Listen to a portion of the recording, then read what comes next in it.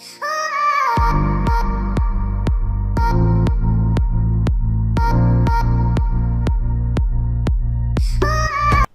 has a won.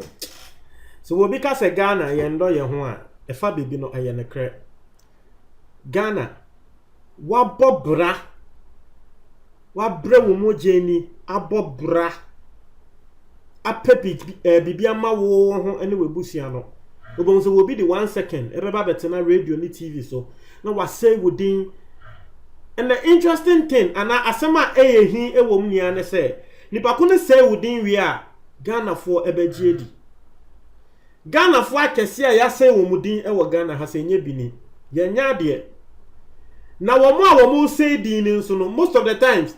wo mo evidence mbaw. Wo kotena radio so na wo ma na no ayedin eno ano and a lot of people, I just don't want to mention names. A lot of people were Ghana ha say wo mo modus operandi no na modus operandi o say den eno ano no say yen say obi din yen say obi din adentia na make asa bebre say obebisa okaya 3 days ago I think it was 3 or 2 days ago me the story be bro say osofo obi a was your friend osofo Elisha na so reading at the pray world prayer the ministry oko Metro FM okotena I think it was a phone in session and okeka nsem kese say Reverend Obofo just say we ya red trials or womba mienu or the samba mienu no akoji fame and power e wo Cotonou Benin wo wie ye we say every 3 months Reverend Obofo be to form na wo de nentwe ahye ho nentwe ne pro a embo a ebeba nentwe ni mu no eno e na tre say Reverend Obofo benya members wo kan say bebre say emba wo die chikra no Reverend Obofo ere a doctor for a womo ka occult group a Reverend Obofo wom no eno e na tre say womo e de bre Reverend Obofo say wo be kai a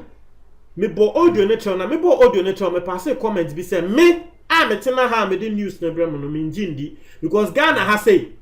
nipa sa na nipa te wo bi bo brape wo say hey wo bi afa ne ho tan no wakọ ni din poto so mo be kai a that's what I said. I told you guys say san nyama na ekoso wo Ghana ha say na enye na sa asofo no be kan sa asem na eme ya say some people were believing in him because me this story ne ba wo ko hwe comment and ankrofo pass ya na me kra me ke bia ma Reverend Obofo ni edi matem oh melodies fio Reverend Obofo ne kra wo kan akọ fio nipa ko na for proof bia mba o wono no was here say wo pictures on and audios wan fa bibia amba de oye ya ne say wo betina radio so akansema ensem fata for Reverend Obofo ho and Ghanaians believed it because Ghana for san yete and there sa was so for Elisha yi what the chopper bre Ghana for nim na a chopper na the buy no angela what they fan krami mesre wakwa ka sem say asay obi din asay Reverend Obofo din no and that what the chopper eba na a chopper what they ba no afi de what can say Ghana for musuba nye de na me pesa me hwe ne se na me pesa me hwe se Ghana for modo Reverend Obofo ana afianza me hu se mo ndo no Reverend Obofo wonye hwe me sheda na me be ka sansem ne fa ne ho na Ghana for mo ama mama tie ase se o Ghana de sa ye se obi din asa nsem enye ne kre ne yakan for obi ho na trese intisisi a wo no pastor ne pesa trese we hu se Ghana for ye ni suban wona me se mo na mu believe pastor no me ke bia ma Reverend Obofo mo be di ma tenkra no and the same mo ehu and the mo ehu ensem ade bia meka inti wo bi betena radio TV so kan se mensen fata fan crofo ho a I am the first person to come out to say that be me the answer na me so what the video aba na video nim ye hu say Reverend Obofo wo video nim na Reverend Obofo tutu form ne kre no de nentwa ne niku so ahye form ho a eno de ye be hu ne say ye hu video nti ye be gi edi mo kan bra Kennedy Japan ni beduko bi nsem na asema na me kan no I don't believe Kennedy Japan because Kennedy Japan and fa video bi amba abonten until Kennedy Japan provided pictures ye nia ye hu se ne kre beduko bi cars ni GR for go sizi na GR for be kasa ansa na me cars okay sisi an magic Kennedy Japan edi similar thing this same asem krona osofo no air patrol na chopa no mu a mo supporting no wo bo mo echi yenko tie mra na yekotie ba me wasem a meka ato aso yo Ghana for Osofo Elisha ni me na bebeka say Reverend Obofo bebeka nsem boni bi e de fa ne ho no afa na me se Ghana for mumpe nipa iye asama enya no kora mebeka ye de me Osofo Elisha me dasa for your word of Jesus prayer ministry ano takrade ade mra yes mebeka boni fa Reverend Obofo ho de en ye mo bloggers ni ade mafa ena mode mo ka sanka me beka se Reverend Obofo abompa mo bi a ne yefon ye ne ya anase wama wobi a wote ne hiam wadom ne sika ma wana wasifia ma nipa ne dia anka wobi amfamba afena mo se mo hwe Reverend Obofo danfo ene me ka kire mo pefe se me Osofo Elisha asem biara me ka fa Reverend Obofo bia ho nye no kore da me so na me pedini because nipa wanye dini say ye na nka me be kanfo no de a anka nya de a mo bete na mo me be kan bone de Ghana fo me sremu ni ame Osofo Elisha me ka fa Reverend Obofo bia ho nye no kore da biara da bone biara me kan so we nipa ye mu ade fa nkosi mu ba kokora nye no kore enti misere Ghana for aye huna na me pese mi hu se de Ghana for te se ye ka papa fa nya me nipa bi hu a enko na mo ye kan bone de na se mo peni pa no dan for nya de obehwe ase ne ahwe ase chena misere Ghana Reverend Obofo misere enye di bad determination but na me pese me hwe adwena na wo Ghana for ti but kwan ye fa so koba no na antwa yie enti misere me nua fa che me wai ebi nsisa biem eye wonu Osofo Elisha me pacho kwa me fa so na nka me pese me na nye sa kwa we wonte sa me nimpa sa wonte sa wonni me ebi so be kasa an sese wa koma ni sika bi adi enti na obedane na no Reverend Obofo ma me 1 cedi ekure ndi yeda minimu no me nya ni sika 1 cedi endi ye huna na me pese me huna de ne trend na me pese me trend na afa na mehu se Ghana for time Reverend Obofo papa me Osofo Elisha me na bigger question hear me interview about the message you know me na me can say me can say your friend is saying wo wini pa yam ade on fine question here wo Metro FM enya no kore nsama me kan biara fa Reverend Obofo biara no enya no kore me ni Reverend fa che me wate mesro fa che me we hu se ni awiase te we hu se ni awiase ete me see me won eto de bia me nsemi a me kan won me nya prophet o ba me to me kan se me ma ne bem na mo a me nya prophet ba me to me kan se bia ma na bem ma mo hu se asem a melodies kan na ne kre I said this abrantie be kasa na me kan se dabi ena waka ena kotonu ena den me say Ghana ha say me kai asem abrante ne beka asem me kai ne say wo de treme sofo baako e wo Ghana ha say a yemfa occultism embo ne so da wo de treme osofo baako e wo Ghana ha say a yemfa occultism embo ne so da sana last year was the last 2 years abrante bi so sa wo kotena eye Hot FM ebubu asofo akesie din Archbishop Duncan Williams ebubo wusu bempadin se wo mu ni na ono sa branch na wo ye occult for grandmaster wo ne sa nkrofo yi e wo occult mu sa wo ko say osofo wusu bempam o say wo mu din poto Ghana ha say osofo ben eni efa occultism na occult ne so da nanso wo mu a wo behu se wo mu say insofo idin no mu ye Christofo o na so de enti a wo say Osofo idin say e bia Osofo enya ska ana Osofo ya gidin ana Osofo no wo ye miracles enti wo a wo ye Kristoni no wunji ndi say Kristoni de wo say wo nya ska asema de bia me ka kire nkrofo ne say e Kristofo yen ye gidi say Nyankopon e na wo ma yedie obisa Kristoni bia sa na obeka kire say Nyankopon e na ma yedie ana God is a God of riches sikani dwetania no eye Nyankopon ho ena ewo na me ye Kristoni na Nyankopon ye me papa adabio ntimi no me ndi hia se me papa ewo ska o pese me di hia Inti ya dey na Christopher, ye hu say another Christo ni nya scape, hey, near the akoshe occultism. Hey, why sacrifice? Hey, why rituals? Hey, we ku obi. And Emra na make us. Hey, me say Emra na make this particular story ne. Me sanso mamoti ase. Se Ghana ha say, masikeni bi nwu na hwe. Uye sikeni wa Ghana ha. Eni kwan say wawofo ana wo ba ana wo yere ana wo kunu ana wo ebusuani bi ewu o. Ebusuani bi wu pe. Oh, ye the occult. One na na akoje. Ghana ha say, uye sikeni na obi bi wu. Wudi agra. Ye be say wudin. And when I was saying this particular, when I was giving you people this particular story, the mamoti asese sikeni bi nso okwe klase na woko si abronsan wo ho. Na wo si abronsan wo penti dan ne ho white.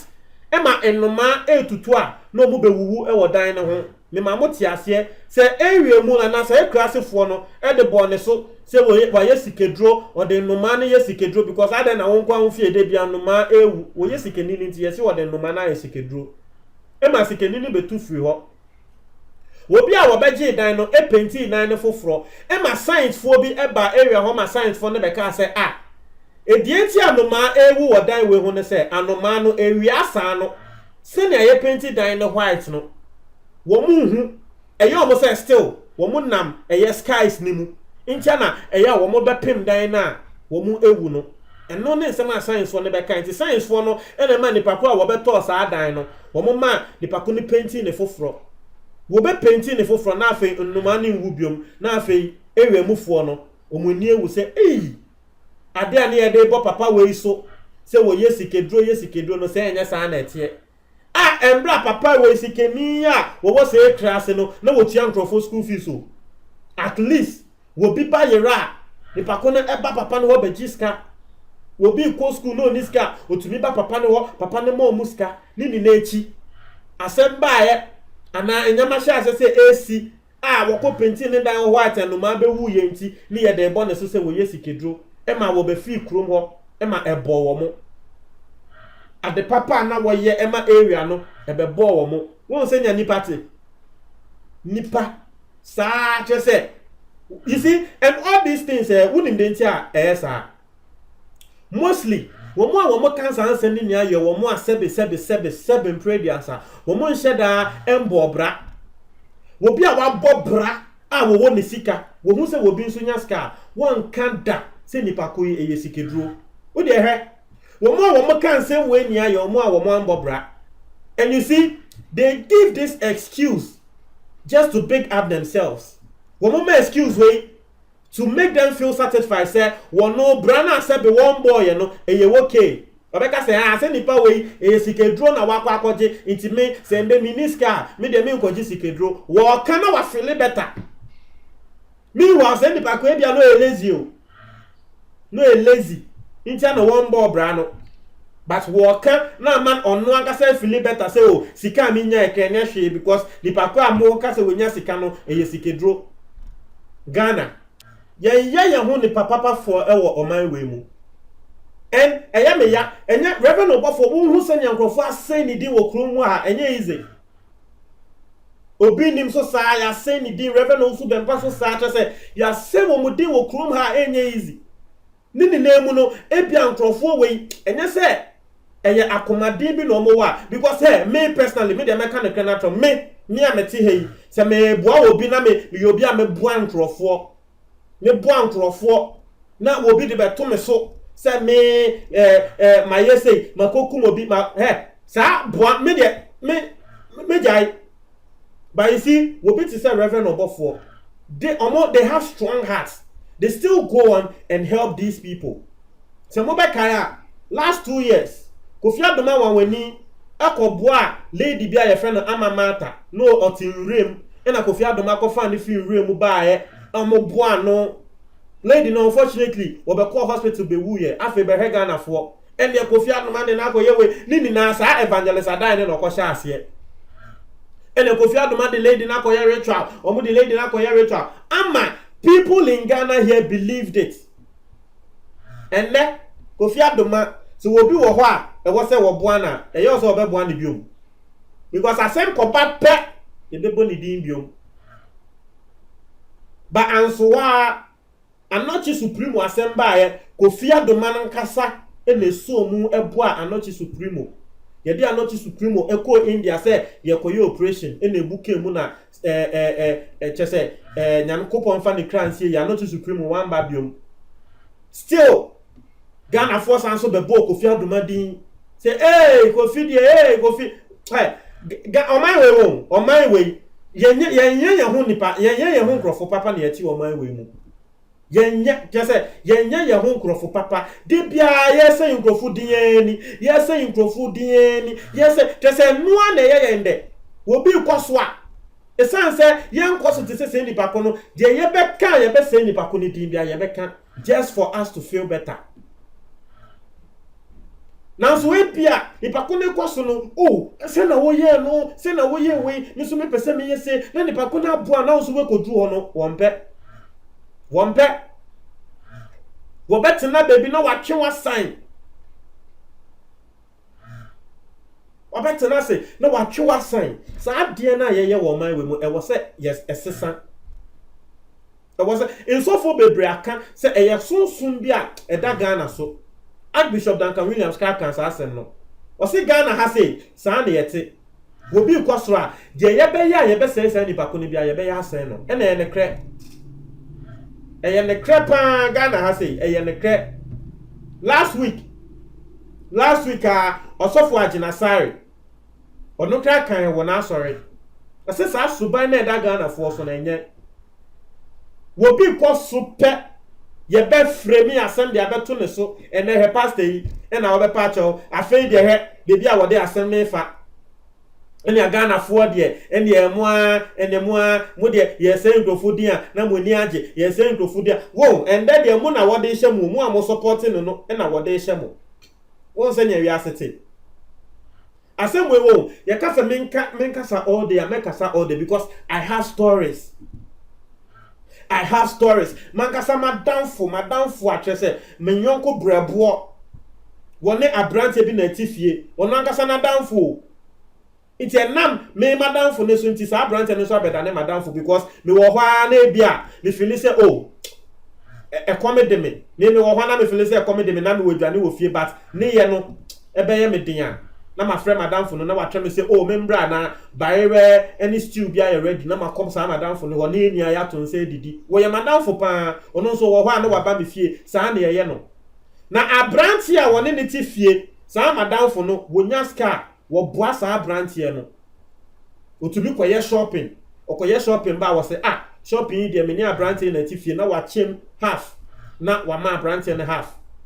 ona kasa ni sika o etiefo ni nechi ensemu a na abrante yi wo kan tra mansan e wo madamfo nechi ne bini se madamfo ni de woni ska bia wo yi onante no wo ye ne ho big na wo no abrante ne ka no feed me madamfo no wo kan fa na me say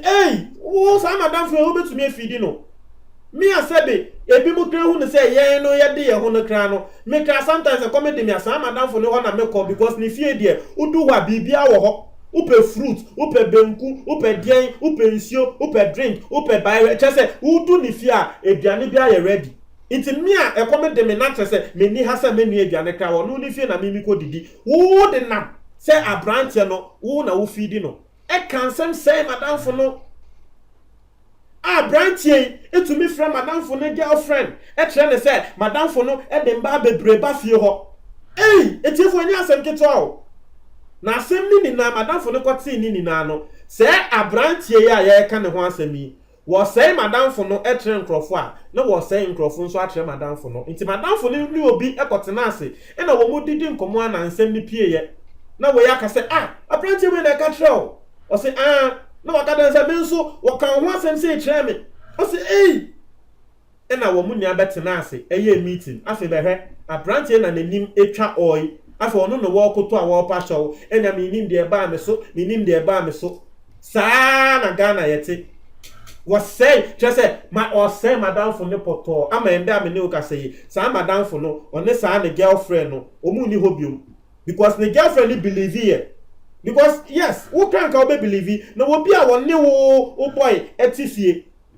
Na me pakuna frɛ trɛ sɛ o boy na ɛde mba aba fi hɔ unbelieve ube believe it in the girlfriend ni believe and madam for na kan obi ananka obeware no last year wo mo ahyehye wo mo akohu abofo a wo mo ahyehye wo mo beware last year in a year and then what just say girl na jan ma ware ne kra no wo mo cancel just because of this guy wo ne netifie yen ho ni papa na guy ya no ne madam for netifie a wo ka sansem we sen grofo say wo no kra no wakonyi mobi o wakonyi mobi ema wo san so fa ni yiri nechi ni na madam for ni hu ba won kan tre girl na wakwa konyim no on kan but on no sen grofo e kan sem Just me the asem wo mo kan wo mo se me kra me o abrante ne be kan me kra me de just wo kan me kra me ho nsem tre nkrofo se me koye party me koye party no e na me friend me girls bebre ba party na se me nkoa me girls bebre na me say hey abrante party a me ye wo ba bia nkramba me the boys and ye pe aponchi bia ye aponchi na akoko bia ye de party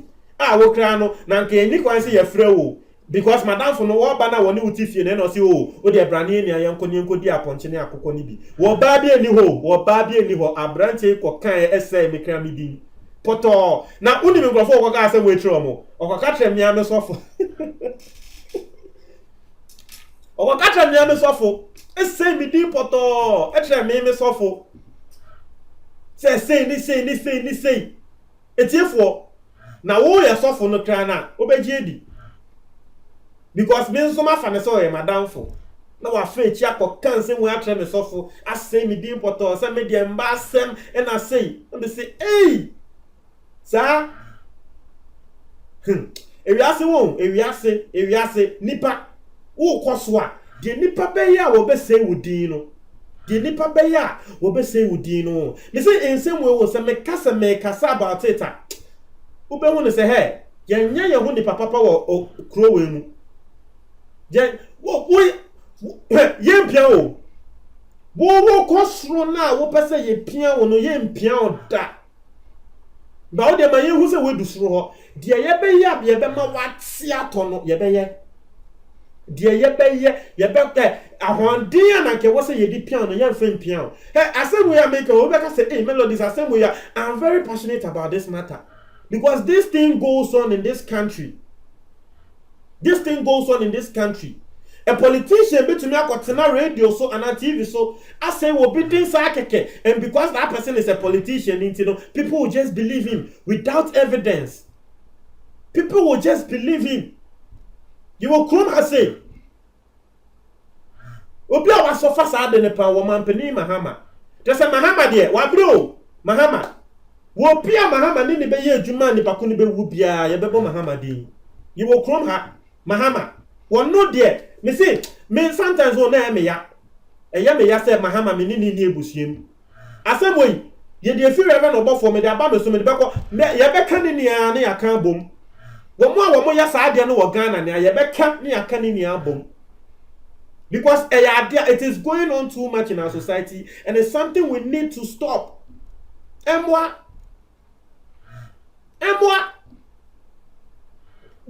John Mahama brawa breno na me asema de bia me kan say hey Mahama me ya Mahama ebuseni a na Ghana bete me nka Mahama is too lax who Ghana her president ben yen say ni din fa Mahama ho yetumi ka ene Mahama de moja won nsa ho nkofu tumi ka be ka say Mahama sabi previous atami osu a owu ye Mahama nim ho bibi nkofu tumi be ka wo radio so when now then Mahama will still be okay. He'll still be there. One kashi uko kan si enye fama nyame. Hey. Fama nyame. And me that's one thing about John Mahama. That's one thing about him Emma mempe. Omuni awo nyama bia mepe, but one thing about Mahama mempe na asem no. Who say ni dia no wa ye kom no wan kasa wanya hwe. No wa ye kom ni aseni din poto. You to me can beka say JB down kwa wo ye onu Mahama no he has a hand in it And also, one bar mountain Mekasa, and you see, one more can say winning. They have people who believe them. You have people who believe them.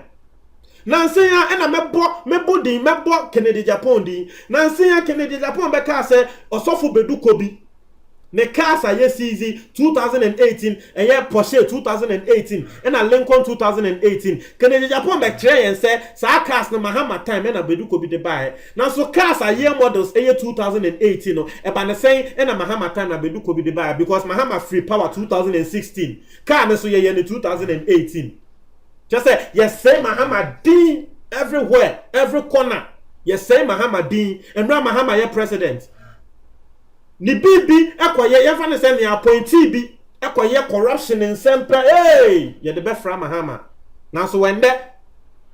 obi appointee bi kwaye corruption, but ye say, enye nanado de wonim hoshe, na yen fan frasa ni pakuna kasa me mbom nanado Dean, Mahama de, ne no de enye, ne ono de ono ankasa ne de ni nsako shemu.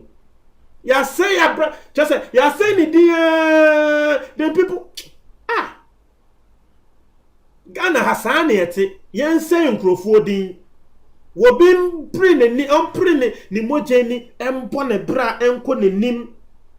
ni aba abonten abese ni pakuni din poto kansemo enfata Kennedy Japan expose eye Bedukobi no ne kre wo ma ye ne ehun se kasi ne kre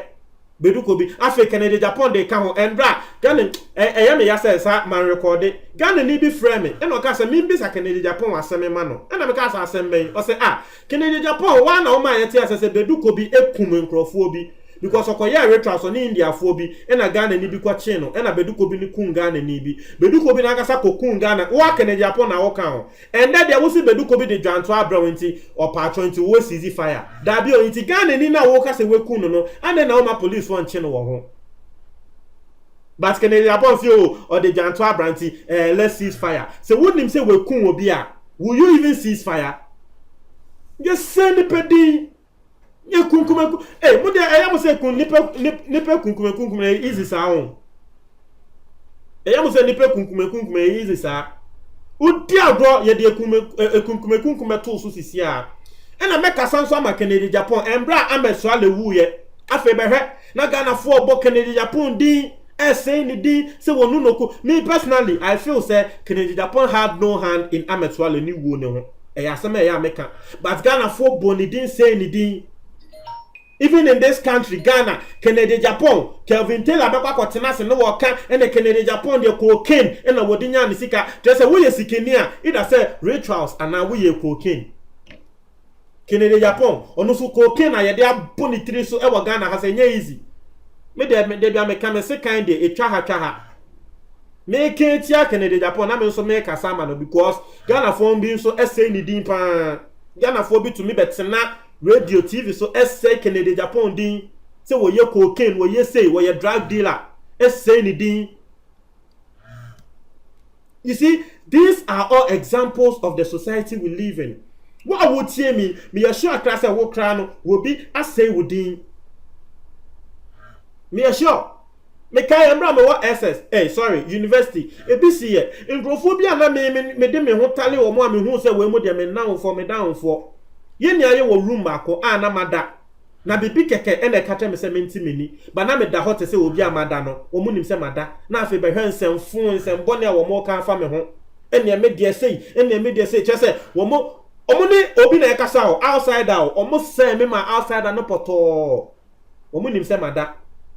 e hwa no omo anim me sorry ye boko ena me pie fi room ho from that time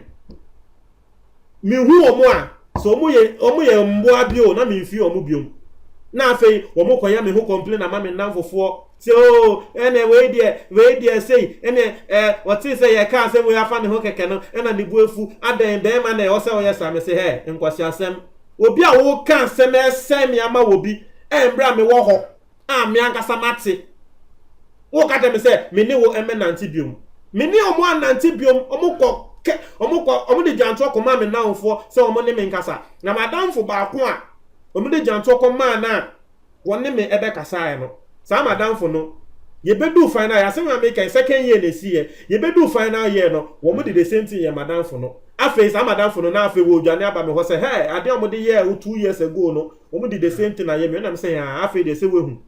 Me catch us say me few omo no. Wo say me say me there me fast am at too much. Me there asemba me nim say na ye de che. Da bi enya sa but nkrofo bi wo ho a. Wo ti ha e bia wo bi wo ho a wo bo ano. Nanka wo tie nsem a wo kan wo chi a.